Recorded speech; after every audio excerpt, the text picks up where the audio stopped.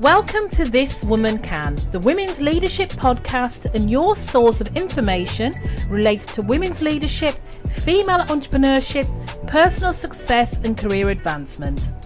I'm your host, Janice Sutherland, Executive Coach, Leadership Development Expert and the author of This Woman Can, the No Bullshit Guide for Women Who Lead. And now, this week's episode. Hi everybody and welcome to this week's edition of This Woman Can. So it's been a year since I started the podcast and I realised I've never actually been in the interviewer's chair. So in celebration of 1 year of the podcast, I thought what I would do is turn the tables and be interviewed myself and answer the questions that I put the ladies I interview through. And I couldn't think of anybody who could I actually get to interview me. And I invited my husband, Derrick Sutherland, who is going to interview me. This is going to be an interesting process. We'll see what he finds out, but I'm asking to be gentle on me. Hi, Derrick. Hi, everybody. Hi, everybody. My name is Derrick Sutherland. As I was just saying to Janice off the microphone, I'm quite comfortable standing in front of a room of 100 people and teaching them how to sell. And now that she stuck a microphone in front of my face, all of a sudden I'm sweating, I have butterflies, and it's not even my interview. So could somebody explain to me how that's happened? You see, it's not as easy as you think, you know. Nah. There's definitely a skill to this. Definitely is. Yeah. So how do you feel about being in the hot seat and interviewing me? This is a new experience. I tell you what, I'll be honest with you, I don't feel like I'm in the hot seat because I don't have to answer the questions. In fact, for me, this is where I actually find out who my wife truly is. Go on then, kick off. Okay, so let's kick off with the first question. So tell us about your journey. How did you get to where you are today? To where I'm today. So I could be here for hours talking about this, but I'm going to keep it relatively potted. Where did I get to today? It's a good question. It almost stumped me. So I started out in call centres, call centre work on the phones. I was an agent. I worked my way up progressively throughout the various roles I did. When I became a single parent, I realised I needed to earn a little bit more money, and the way to do that was to really get more higher roles, increase my leadership, increase the type of roles and responsibilities that I had. So I embarked on a journey of self-development, really personal development. I went back to school. I was a mature student. I ended up taking 3 degrees in total, so I got a bit of the bug. And then I just progressively worked my way up the career ladder. Could I stop you there for 1 second? So you said that you got 3 degrees. Yeah. What were your 3 degrees for? My 3 degrees, my first one is a Bachelor of Arts with Honours in Human Resources Management and, good grief, I've forgotten. Human Resources Management. I've really forgotten. Human Resources Combined Studies. I've totally forgotten what it is. Human Resources Management or Marketing. My second was a postgraduate diploma in professional selling. And then my third was a master's, which I gained distinction, a first in that, in strategic sales. So, yeah, I can say I got the bug. You certainly did. And I know this is not my podcast, but this is how we differ because I was never that academic. Anyway, so Janice, what makes you tick? What makes me tick? I'm very competitive. I like to win, and I think that's played a key part in how I've progressed in my career over the years. On an enjoyment perspective, running was a big love of mine, but I have an injured hip, which has prevented me from running. So it's trying to find ways to channel all the excess energy I tend to have pretty lively. So sometimes it'll be cycling and walking. From a ticking perspective, I suppose I like to see people succeed. As much as I'm competitive, I like to see people succeed. I like to see women develop. I like to see women step up take their rightful place. I like to see people, women particularly, in a position of power. Okay. And how about men? Men have a place. It's all good. I don't have an axe to grind against men. I'm married to one, for God's sake. I don't have an axe to grind, but I just think they've had the run of the roost for a long, long time. I think women are very underrated or underestimated in their abilities, and the time is now. It's our time. Okay, well, as I said, throughout the world, you can actually feel that there is a shift and there is a movement. So, yeah. Gentlemen, let's hold on, but let's not get left behind. Now, as you know, one of my passions is cycling. So tell me about your cycling experience and what have you achieved in the world of cycling? Oh, I'm not going to set the world on fire, but we live in a small country, we live in Antigua, and there are very few female cyclists. So at one point, I was I think, second fastest woman. I've got a national championship. Basically, I got a national championship, and I was the second fastest woman in the island at one particular point.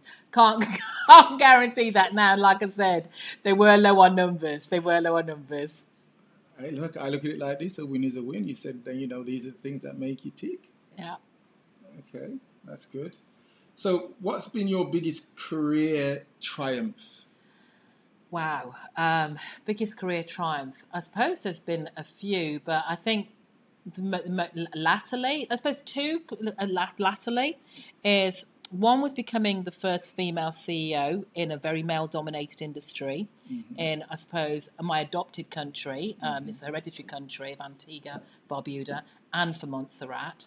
And then second was really making the decision to step away from that and go on the entrepreneurial route and most times, I suppose some women are actually looking for a way to slow down a little bit. I decided to step away from the corporate environment and actually embark on the entrepreneurial journey. So those are probably two of my greatest achievements. Have I been successful? I would say yes. I'm still a work in progress on my entrepreneurial journey, but I'm enjoying every single minute of it. So, Janice, which one appeals to you most, being an entrepreneur or working in the corporate world? I can't deny I loved the corporate world. It's where I cut my teeth. It's where I was very successful. So I love the corporate world. At the time, I liked the stability, the reliability, the fact I was going to get a regular wage coming in. So, and the people I met, the teams I managed, the teams I led. So I really enjoyed the corporate world. However, entrepreneurship has opened up another dimension for me. It's allowed me to use parts of my brain I probably didn't think I was using succinctly as I could have done in the corporate world. Give me one example of that. One example is there's a whole different thing. I've had to really learn patience in my own business.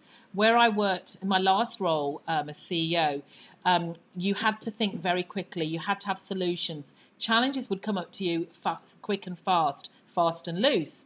So you had to respond very quickly, sometimes with real minimum think time, take a risk. I'd say calculated risk, but you took a calculated risk in a very short space of time. Whereas being an entrepreneur, it's different in the fact that the results don't come as quickly as you've been used to in the corporate world. If I'm going to do a particular activity that involves my money and not the corporate business money, I have to make sure, have to take a real good look, a deep dive to understand, what are my best returns on that? How is that going to work for me? Is it the best place for me to put my efforts, my resources in? So I've had to learn to be patient as well, because when you're in the corporate role, having such a senior role as I did, the doors, I could say the doors kind of opened for you, because everybody wants to know, who you were, this person, you were as a big fish in a small pond. And now, as a entrepreneur, and I'm taking a step back from that respect, in that I'm having to reintroduce myself to people to know who I am and what I do in this new capacity. So, do you think doing these podcasts have helped? Um, yes, it's helped in the fact that it's got my message out more, the message about what I want to do for female leaders. As I said, my passion is about seeing women develop and seeing women rise. And the one thing I've really enjoyed about doing the podcast is the opportunity it has lended me to speak to some very phenomenal and incredible women. Mainly across the Caribbean, because I think it's a very underrated region when it comes to the female leadership and entrepreneurs in the region, but also globally as well. So I've had the opportunity to, I suppose, virtually network with some fantastic and incredible women. So this podcast is a way for me to get the word out, to spread the news, to let women know, look, this woman you can do this. Whatever you put your mind to, you can do it, you can achieve. So you just mentioned the word "this woman can." Yeah. So I know that that's the title of your book. How did you come up with the name? Yeah, this woman can. I'd spent a lot of time trying to think of something that had some meaning, and I'd seen, if I'm honest, there was a UK campaign that runs along similar lines, but for fitness. But I didn't like it because it used the word girl. And to be honest, I'm not a girl anymore. As much as I try to fool myself, I'm not a girl anymore. I'm a woman. And I thought it was a very powerful phrase that this woman can. It's almost an affirmation. So, you get up in the morning, you look in the mirror and you go, this woman can, and then put the ending to whatever you choose to be. So this woman can be confident. This woman can be a leader. This woman can succeed. This woman can be an entrepreneur. It really goes well and lends itself well to, I suppose, an element of power and affirmation that I can use when I'm feeling like I'm struggling, when I'm struggling. So yes, that's where this woman can. And the end of the strapline of the book is the no bullshit guide for women who lead. And in my career, I've had lots of women come to me and ask me about, how did I succeed? How did I navigate the career ladder? How did I get to be a senior leader, given my background of being a single parent with coming to education late in life? And I found that I shared a lot of my knowledge with these young women, established women, emerging and aspiring leaders. But they would read books, and no disrespect to some of the female authors out there. Sometimes we just don't have that time to sit through tomes of information to find the answers we want. We just want, this is my challenge, this is the solution, how can I execute it? So that's why it's literally a guide. It's a how-to guide. It provides answers to the questions that we as women struggle to answer or address. So things like being able to set our own personal boundaries with our children, with work, with our partners, being able to say no, and we definitely struggle with understand that no can be a complete sentence. And also sometimes there are some women who are very aspirational, want to drive their career forward, but the support they have at home doesn't lend itself to that. So how can you have those conversations? And then it just covers things like bullying in the workplace. How do you handle sexual harassment in the Me Too era? It's still very prevalent. So it's really just, I'm talking a lot here, a Janice Festo, as I call it, about how to get ahead, how to be in control of your own personal development, and how to get answered those questions that sometimes we feel a little embarrassed to ask. And I think, as you said, control is the key. Definitely is the key. But I think the other question I have for you around that is, how did failure inspire you to do well? Oh, wow. Failure. I always used to say, on a personal level, from my first marriage, that I'd failed at my first marriage. But I'd probably, I suppose, if I'm honest, I probably would have beaten myself a little bit about, did I make enough effort? Did I work hard enough? In hindsight, I think I did. In fact, I think I did far too much in not reading the sides and not stepping away when I should have done. Mm-hmm. But and that kind of taught me that failure isn't. You don't have to flog, let's say the English term, flog a dead horse. Mm-hmm. If it's dead, Nothing you Instead. can do. Yeah, nothing you can do to bring it back to life. So understand that, you haven't failed. What's the learnings I can take away from that, that I've done? You know, I don't want to do it again. I don't want to repeat it. And it taught me that I don't have to compromise. Go for what I want, and if I really focus on what I want, it can happen. Okay. So what would you say is the difference between male and a female leader? Yeah, there's a difference. There are some similarities. There are similarities in men and women. The challenge I always see when it comes to leadership is that there are some stereotypes, and the stereotype often says, from if you're a man, look at a female leader, she should be soft, she should be gentle, she should be nurturing. And whereas a woman, they look at a man, maybe look at a man and see them being, more authoritative. I can't say that word. I can't say that word, but it's more about stereotypical. And I think what a leader needs to have a blend of everything: empathy, be very empathetic, emotional, you utilize emotional intelligence, be firm but fair. Yes, there's some level of assertiveness. And when I embarked on the CEO position before I took it, one of the challenges, one of the reasons I refused it the first time I was offered the role, was that I looked at my role models who were all male and all Caucasian. Nobody looked like me in the role, and they never had anybody like me in the role. And I also didn't like their leadership style because I knew that wasn't me. But I was fortunate to have a CEO, Victor Corcoran, who said to me, "Look, Janice, you don't have to be like how we've managed or what you've seen managed in the past. You can make it your own." So I did, and that paid dividends for me because I could be authentic. I always have a view that I put myself sometimes in my reportees' shoes. I know that they say there's no I in team, and I know it's an old adage, but it's very true.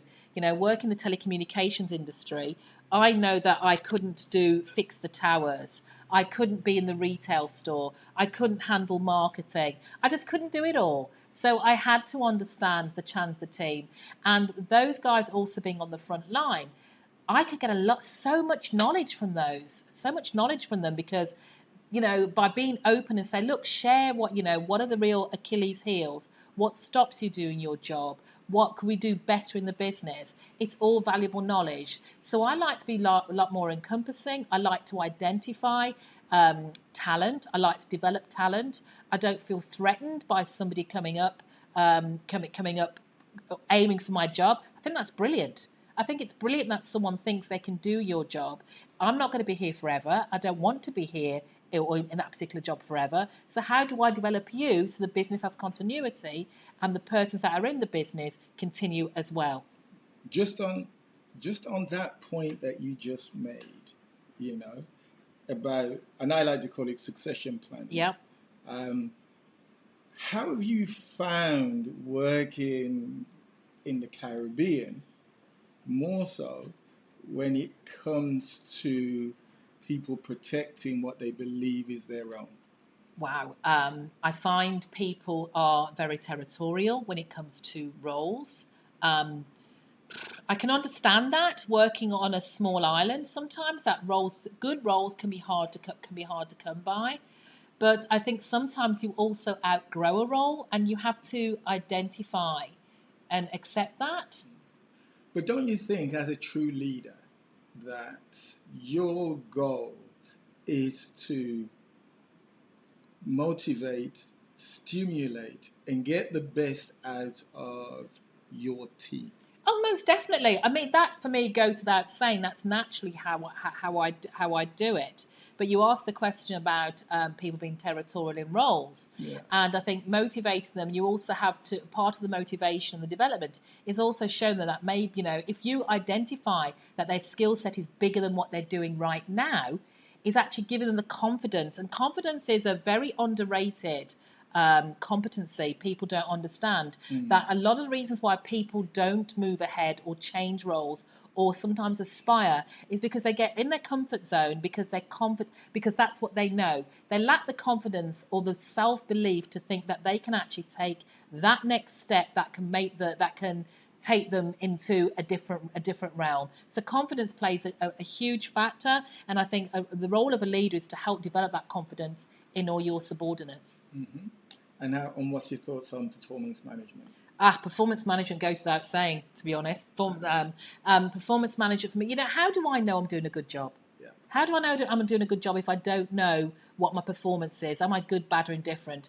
Benchmarking is one, but if I want to aspire to be better, I need to know what better looks like. I need to know where I'm lacking. I need to know where my development areas are. I've never, ever shied away from performance development, performance management. I may not have always liked the feedback I've had when I've been on the other end sometimes, but that's pride. That's pride. And for me, the reaction is okay. So those are the areas you think I'm lacking. Those are the areas I want to focus on. Let me show you that you're wrong. So next time round we have this conversation, I can show you where I've improved. Or right. All right, yeah, right or wrong, right or wrong. It may be right, but they may be right in the fact that they've identified my development needs. Correct. Yeah. So, but I'll show them the wrong that I won't. I'll show them the wrong that I won't address it.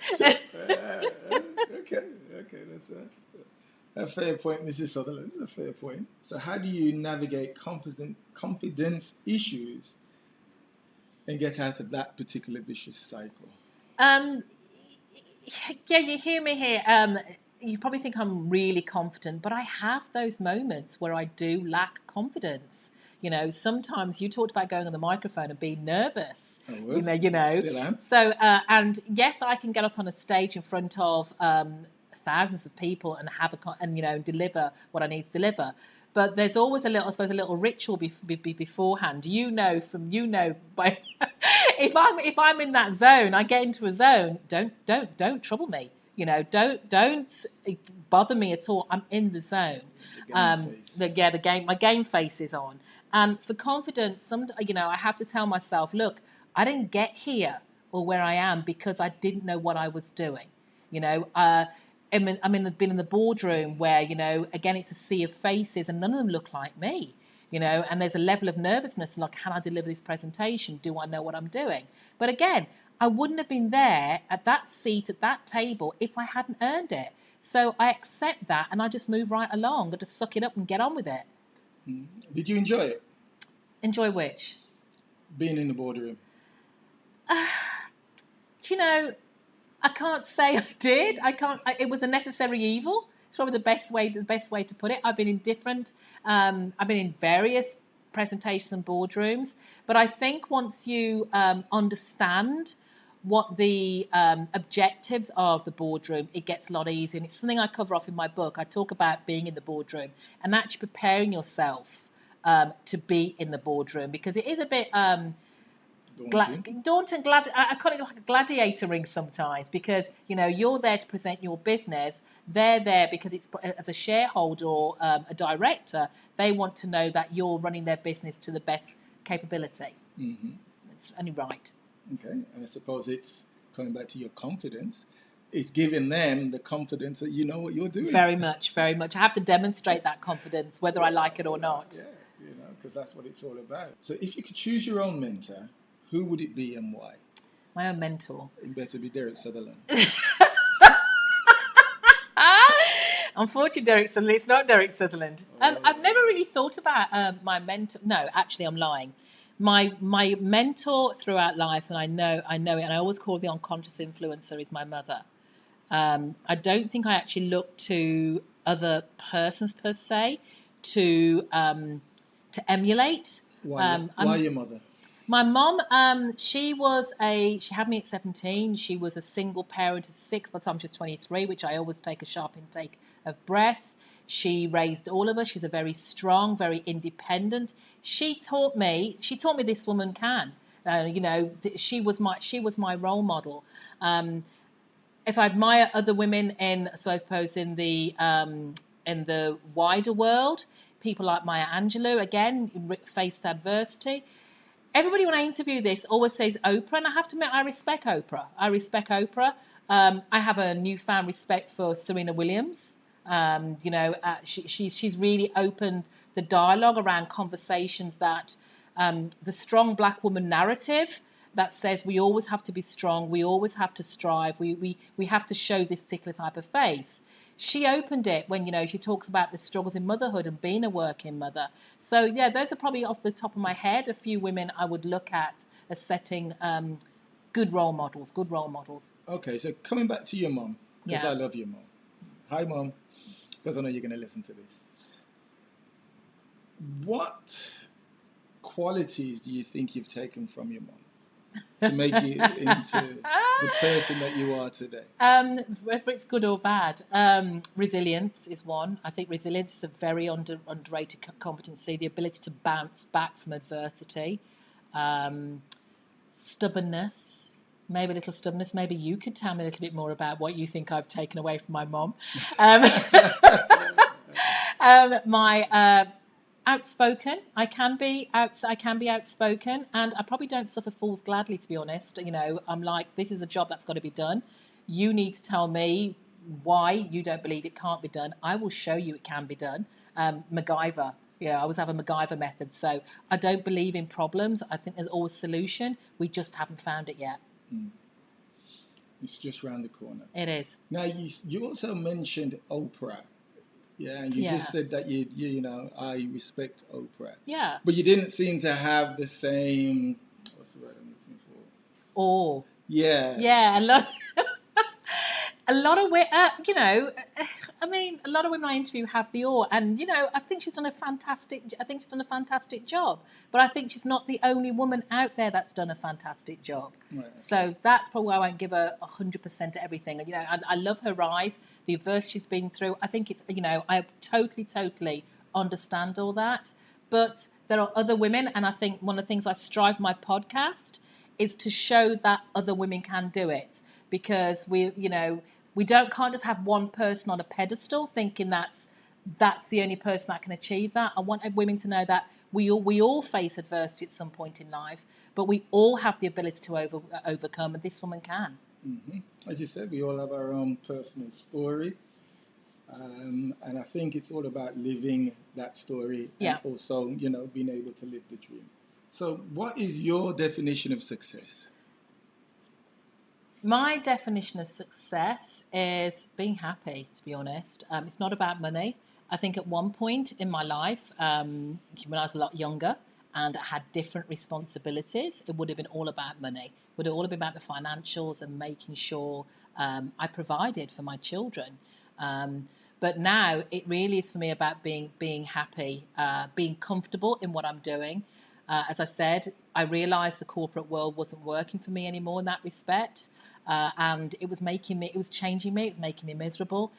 I wasn't Janice, and I understood that. And I think to be brave enough to take a decision that impacts your life, the way I did, that's what success is: being comfortable with who you are and accepting who you are. In your own skin. Yeah, that's for me is success. Mm-hmm. So what are 3 events that helped to shape your life? 3 events that helped shape my life. Okay. Personal events would have been 1, my first marriage for all the wrong reasons. Mm-hmm. 2nd, having my children, my 2 boys, because I love them dearly, and I'd do anything for them. And 3rd, Mr. Sutherland, is meeting you. Get out of town. No way. And from the fact that you accepted me for who I was, didn't try to change me. As I always go back to when we did a marriage. Speech, and you said I was hard work, but I was your hard work. Yeah, definitely my hard work. And that hasn't changed, and I don't intend to. Yes, Lord help us. Yes, anyway, yes. And you know what? It's been a good journey. And for me, I couldn't see myself doing this journey with anybody else. I think watching you blossom in the role that you had at Digicel, from the day you started to when you left as the CEO of the company, as a husband, I was, the pride that I had was just on another level. But what I've always wanted from the day that we arrived in the Caribbean to this day here was the two of us being on the road together, working in a business, doing what we do. I know it's been your dream. So to be able to have that and do that has just blown me away. But I have one final question I thought for we you. Finished. Yeah, you probably did. Yeah. But this is what I said. This is what I love. I get to ask the questions now, and you have to answer. So, where would we find you on a Saturday morning at 10 a.m.? Where would you find me on Saturday morning at 10 a.m? Right now, probably in my office sometimes, editing some podcasts, maybe doing an interview. I would have already started my morning from probably 6, to be honest, when it's a call before sun up. So I'd either gone for a walk already, I would have cycled, I'd have done some sort of physical activity to keep myself fit. And then I'd probably be chilling, reading, just kicking back a little bit, watching you tinker with bikes. Or playing with the dogs at home, and that's I'm a real homebody. Or even in the garden. I like my garden as well. I like my garden. Okay. Well, thank you for allowing me to interview you today, Mrs. Sutherland. Yeah, it wasn't too bad. It was fun. Well, I hope you enjoyed that little insight into what makes me tick and why I do what I do. It's interesting, as I said, being in the hot seat, slightly different. And I've never actually asked myself the questions that I ask the interviewees. So I hope you took something away from it. As ever, I ask you to continue to subscribing, sharing, giving me feedback on what you'd like to hear next on the podcast, who you'd like to hear next. Next week, normal service will be resumed, and you'll have some more riveting information about what to do next as we wind down to 2018 and ramping up into 2019. My focus is going to start looking at how we start planning for 2019 and how you make sure you maximize going to 2019 with all guns blazing so you can maximize and have a fantastic year. So all that remains to be said is thank you so much for listening, so much for taking some time out.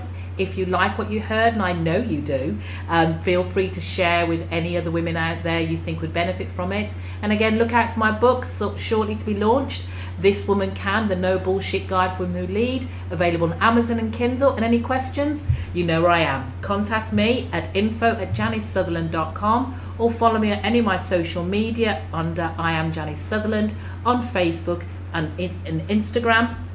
Until next time, remember, if this woman can, you can. You've been listening to the This Woman Can podcast. For more information about the training and consulting services offered for women who lead, including one-on-one executive coaching and group masterminds, visit thiswomancan.coach.